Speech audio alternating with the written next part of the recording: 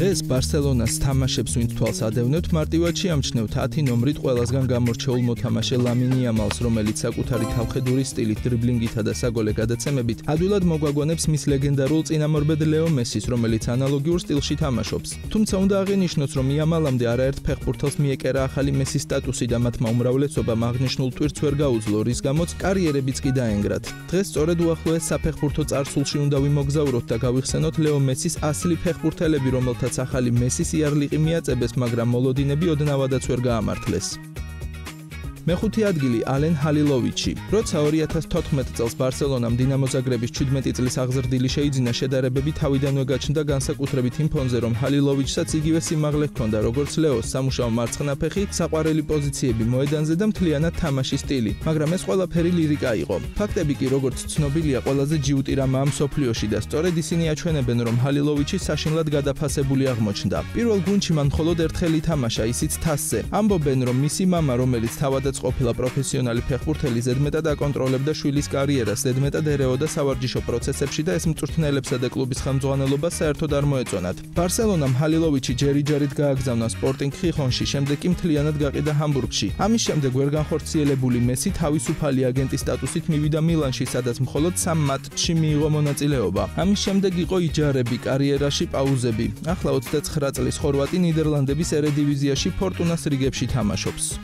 მეოთხე ადგილი ჟერარ დეოლოფეუ. კატალონიურად მისი გვარი ნიშნავს ღმერთის მიერ შექმნილს, რაც საფეხბურთო ენაზე შეიძლება ითარგმნოს როგორც ღმერთისგან დალოცვილი. მართლა ჟერარი ბავშვობიდანვე ბრწყინავდა ტალანტით. 9 წლის ასაკიდან ბარსელონას აკადემიაში სწავლობდა, ხოლო 17 წლისას პირველად გამოიძახეს მთავარი გუნდის განაცხადში. თუმცა ძირითადად კვლავ ბარსა ბ-ში თამაშობდა, სანამ იჯარით ევერტონში გაუშვებდნენ. საკუთარ კლუბში კონკურენცია ძალიან მაღალი იყო, თავად მესი იმ პერიოდში კარიერის პიკზე იმყოფებოდა. დეოლოფეუ მრავალპოზიციური თავდამსხმელია, შეუძლია ცენტრში, მარჯვენა ან მარცხენა ფლანგზე თამაში. განსაკუთრებით უყვარს დრიბლინგი, სწორედ ამიტომ ადარებდნენ მას მესის. ეს სტანდარტული ისტორიაა, რაც უფრო მეტად იკავებს მედია სივრცე მსგავს შედარებებს, მით უფრო უჭირს თავად ფეხბურთელს მათთან გამკლავება. ინგლისში გადასვლის შემდეგ დეოლოფეუ აშკარად დაიტვირთა ზეწოლით, პრესამაც მაშინვე აიტაცა მითი ახალი მესის შესახებ. ამას დაემატა ტრავმა სეზონის შუაში, რის გამოც ევერტონში საქმე არ აეწყო. მიუხედავად ამისა, კლუბს მისი ჯერ კიდევ სჯეროდა და საბოლოოდ, როცა ბარსელონა მასზე იმედგაცრუებული დარჩა, ევერტონმა ფეხბურთელი სრულად გამოისყიდა.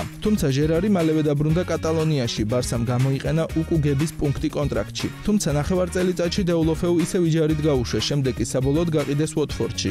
იქ ფეხბურთელს მუხლის მყესებთან დაკავშირებული სერიოზული პრობლემები დაეწყო. სათანადოდ არ იმკურნალა, რის შედეგადაც 2 წლის შემდეგ ტრავმა საბოლოოდ გამძაფრდა. 2023 წლის იანვრიდან დეოლოფეუ მოედანზე აღარ გამოსულა. ამჟამად 31 წლის ასაკში ის კლუბის გარეშეა, თუმცა გულწრფელად რომ ითქვას, ვერც ყველაზე წარმატებული გარემოებების შემთხვევაში გახდებოდა თუნდაც მესის კარგი ასლი. უბრალოდ ფსიქოლოგიურად არ იყო მზად იმ ზეწოლისთვის, რასაც ასეთი სტატუსი მოითხოვდა.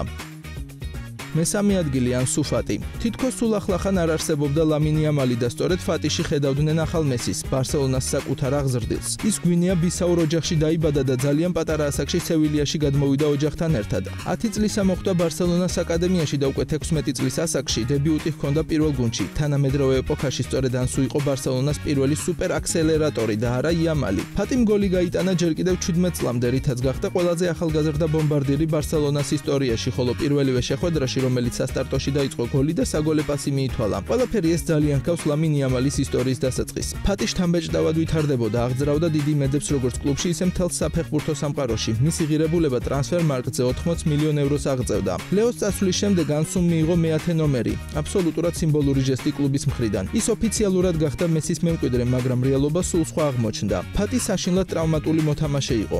მან თითქმის 1 წელი გამოტოვა მუხლის მძიმე ტრავმის გამო, ხოლო 2021-22 წლების სეზონში, როცა სწორედ უნდა დაემტკიცებინა, რომ მესის 10-იანს იმსახურებდა, 5 სხვადასხვა დაზიანება მიიღო. შემდეგ სეზონში თითქოს ჯანმრთელობა აღიდგინა, მაგრამ ხავი, რომელიც იმ დროისთვის უკვე გუნდის მთავარი მწვრთნელი იყო, არ ჩქარობდა მასზე დაყრდნობას. ამ დროისთვის მესისთან შედარებებით საბოლოოდ გაქრა. კატალონიური პრესა წერდა, რომ ყველა იმ ტრავმის შემდეგ ფატი თითქოს ქვეცნობიერად თავს უფრთხილდებოდა და ამიტომაც აღარ ავლენდა თავდაჯერებასა და სისწრაფეს, რაც ერთხელ ჰქონდა. საბოლოოდ ფატი იჯარით გაუშვეს ინგლისის ბრაიტონში, თუმცა ვერ მოახდინა შთაბეჭდილება.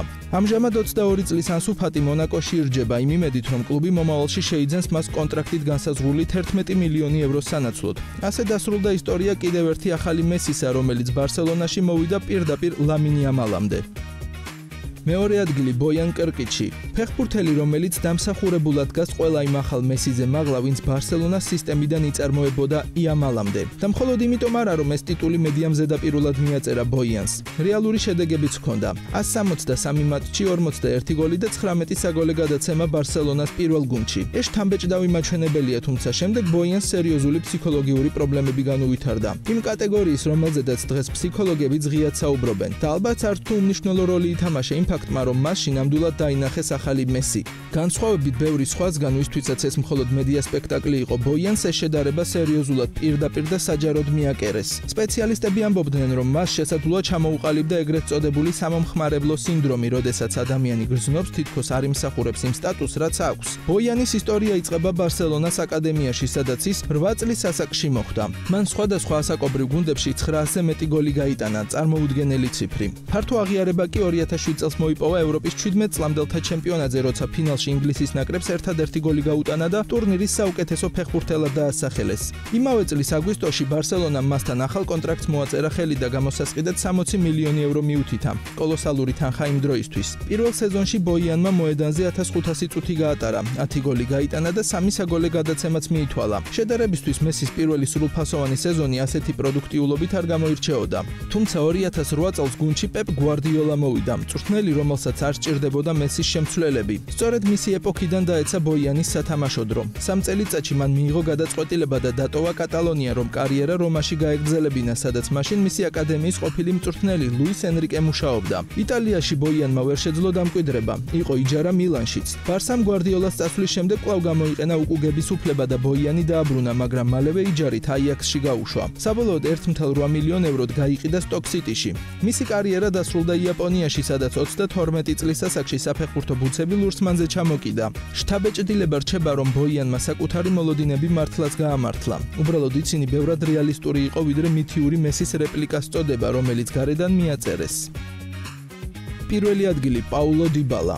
ახალი მესი, რომელმაც ყველაზე ახლოს მიიტანა ეს შედარება რეალობასთან, თუმცა ბოლომდე ვერ შეავსო არგენტინელი ლეგენდის ადგილი. იბალა როგორც ლეო მარცხენა ფეხით თამაშობს, დაბალი სიმძიმის ცენტრი აქვს და ტექნიკითაც ძალიან ჰგავს მას. ბუნებრივია, ჟურნალისტები და გულშემატკივრები მუდმივად ადარებდნენ ამ ორს, მაგრამ მთავარი მსგავსება ის იყო, რომ პაულოს შეეძლო თავისი უნარებით დიდი კლუბის წამყვანი ფიგურა გამხდარიყო და გახდა კიდეც. მისი აღმავლობა პალერმოში დაიწყო, სადაც 21 წლის ასაკში სერიას ერთ-ერთ ყველაზე ეფექტურ თავდამსხმელად იქცა. კლუბის ექსცენტრიკული პრეზიდენტი მაურიციო ძამპარინი მასზე იმდენად იყო აღფრთოვანებული, რომ საჯაროდ მოიხსენია ახალ მესად და სწორედ ამ ეტიკეტით შეძლო მისი გაყიდვა იუვენტუსში, იმაზე ბევრად ძვირად, ვიდრე იბალას საბაზრო ფასი იმ მომენტში იყო. ტურინში კი პაულო მართლაც გამოირჩა. იუვენტუსის ფორმით მან თითქმის 300 მატჩი ჩაატარა, გაიტანა 100 მეტი გოლი და შევიდა კლუბის ყველა დროის საუკეთესო ბომბარდირთა ათეულში. იბალა სწრაფად იქცა გუნდის სიმბოლოდ, 10 ნომრიანი ლიდერი, რომელიც თამაშის მიმდინარეობას ცვლიდა, გოლებს იტანდა და ასისტებსაც არაკლებდა. სხვადასხვა პერიოდის განმავლობაში მას ხედავდნენ როგორც არგენტინის ნაკრებში მესის შემცვლელს. როცა ლეო ვერ თამაშობდა, სწორედ იბალას ანდობდნენ შემოქმედებით როლს, თუმცა ამავე დროს ეს ყველაზე მძიმე ტვირთიც აღმოჩნდა მისთვის. პაულო თავად არ მალავდა, რომ არასდროს მოსწონდა ეს შედარება.